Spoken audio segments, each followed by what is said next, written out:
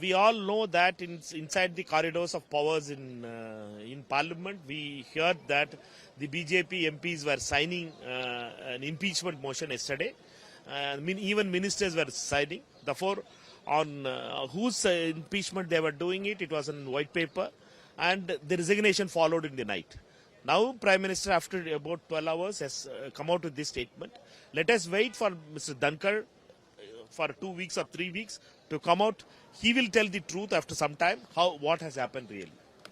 I'm surprised. मैंने बात नहीं उनसे, लेकिन सरप्राइजिंग है। उनसे हमारे तो बहुत अच्छे संबंध थे, लेकिन समझ से बाहर है। इसका पता लगेगा, खुलासा हो जब पता लगेगा। धनखड़ जी को जिस तरह से इस्तीफ़ा देना पड़ा, कल तक वो बिल्कुल ठीक ठाक थे। उन्होंने पूरा हाउस चलाया है। उन्होंने बाद शाम में बिजनेस एडवाइजरी कमेटी की बैठक बुलाई है।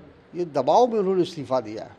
ये हेल्थ का तो उन्होंने एक समझिए कि अपनी इज़्ज़त बचाने के लिए उन्होंने ये हवाला दिया है। हकीकत ये है कि केंद्र सरकार उनसे जो काम लेना चाहती थी, उनको कठपुतली बना के रखना चाहती थी, उसको उन्होंने स्वीकार नहीं किया।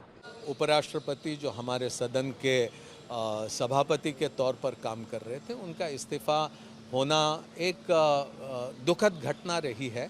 वो कौन से कारण हैं, कारण तो सामने खत में जो लिखा है वो अपने सेहत को लेकर लिखा है, लेकिन हम समझते हैं कि इसकी गहराइयों में कौन से कारण हैं वो समय रहते हुए पता चलेगा। उस पर कुछ खास कहने की आवश्यकता नहीं है।